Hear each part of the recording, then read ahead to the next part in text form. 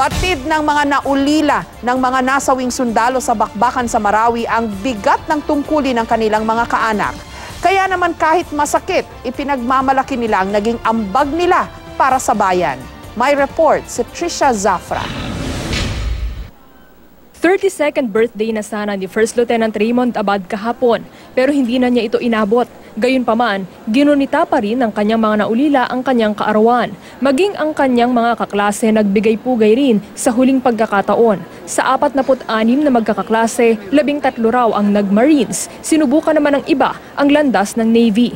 Kahit magkakaibang destino, higit pa raw sa kapatid ang kanilang ugnayan. So sa mga hindi po nakakilala sa classmate namin, kay Lieutenant Abad, gusto naming maalala siya sa kung ano yung dedikasyon na ipinakita niya sa trabaho niya, sa serbisyo po niya. Pilit ring nagpapakatatag si Private First Class Ernesto Flores sa pagkawala ng kanyang kaklase at kaibigang si Private First Class Marvin Russell Gomez. Sanggang dikit daw sila sa buong training hanggang sa nagkahiwalay na sila ng assignment. Gusto na talaga mag-sundalo, sir. At para nandito yun sa mama niya, sir, kasi natitira sa kanya, sir, mama niya, kasi namatay na rin yung papa niya, sir. Ito naman ang ilan sa mga huling litrato ni Private First Class Hiner Tinangag, kasama ang 2 taong gulang na anak at nobyang si Jasmine. 1 taon pa lang sa serbisyo si Tinangag. Kung hindi ko nagagawa na magluto, siya po yung nagluluto. Kaya nga ang laking kawalan sa akin eh. Ang bait niya. Yung lagi siyang tumatawag. Kahit na gaano siya ka-busy. Yung naghanap siya ng time para makausap ako, para makumusta niya kami. Sa 5th Battalion naka-assign si Tinangag, pero nang nakita raw niyang under fire ang 7th Battalion, buong tapang niyang iniligtas ang ilan sa mga sugatan at nakahila ng 2 sundalo. Pero sa kanyang ikatlong balik, dito na siya nadali at nasawi.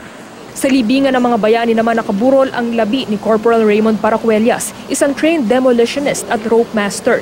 Napatay si Corporal Paracuellas noong June 6 habang nagpapasabog ng mga pader at iba pang istruktura para makagawa ng daan sa mga papasok na infantry.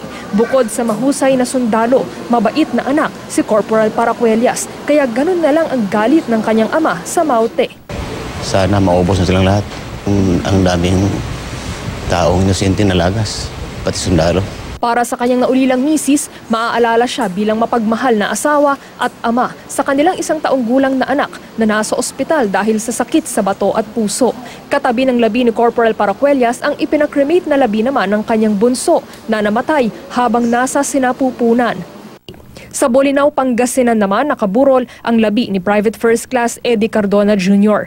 Kabilang si Cardona sa grupo ng Marines na nakarecover ng 52 million cash sa di umano'y isa sa mga kuta ng Maute. Kwento ng kanyang lola, bata pa lang, pangarap na raw talagang maging sundalo ni Cardona. Hindi man sang-ayon dito, sinuportahan na lang niya ang gusto ng apo. Siguro, madam, talagang doon na lang ang buhay. Dasal ko sa Panginoon na sana siya. Hindi ko ako na akong isip na. Nag-aaral daw sa Maynila si Cardona nang sumiklab ang kaguluhan sa Marawi City. Nag-draw lots daw ang mga sundalong isasabak sa giyera sa ISIS at Maute. Hindi raw nabunot ang pangalan ni Cardona, pero nagpumilit daw ito sa kanyang commanding officer na isama siya sa mga magtatanggol sa bansa. At habang nasa Marawi City, hindi raw nakakaligtaan ni Cardona na mangumusta at magpadala ng larawan sa kanyang pamilya sa Pangasinan. Akap-akap ng kanilang pamilya ang mga larawan ni na Private First Class Bernie Lunas at Corporal Roland Sumagpang habang ibinababa ang kanilang mga labi sa Legazpi City. Si Private First Class Lunas tubong Bakakay Albay habang si Corporal Sumagpang taga Ocampo Camarines Sur naman. Sa Zamboanga City naman ibinurol ang mga labi ni na Corporal Jobert Cofino na 7 taong nagsilbi sa Philippine Marines at ni Sergeant Maynard Pagarido na mahigit 10 taon na sa serbisyo.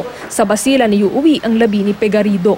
Para sa mga nagluluksang kaanak, hindi man daw matandaan ang pangalan ng mga sundalong nagbuwis ng buhay. Sapat na raw na laging alalahanin at pahalagahan ang dahilan ng kanilang mga ipinaglaban. 58 sundalo ang nasawi sa bakbakan sa Marawi. Bilang pagbibigay pugay at pagluluksa sa kanilang pagkawala, naka-half-mast ang watawat ng Malacanang sa Maynila. Sa Office of the Ombudsman, ilan pang opisina ng gobyerno gaya ng Quezon City Hall, Civil Service Commission at House of Representatives. Naka-half-mast din sa Southern Police District sa Taguig. Trisha Zafra, GMA News.